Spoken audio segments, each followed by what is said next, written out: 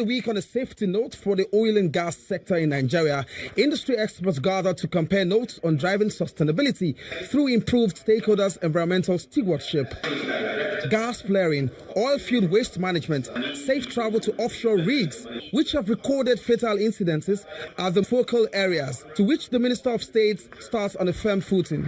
One is on the issue of discharge of effluents in waterways, our creeks, our hinterland, rivers and all that. And DPR is taking working with me, taking a very aggressive position on what can and what cannot be done in those areas.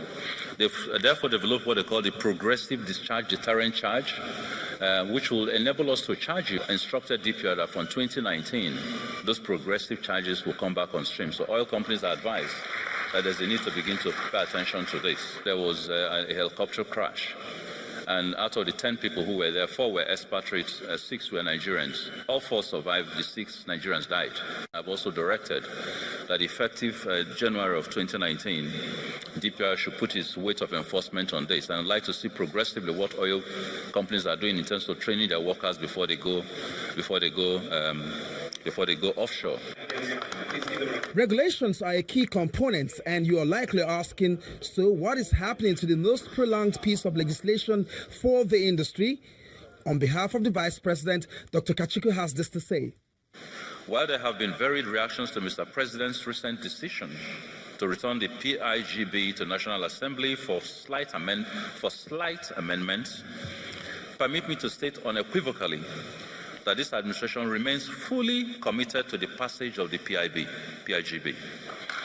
And we are working closely with the National Assembly to ensure its timely passage.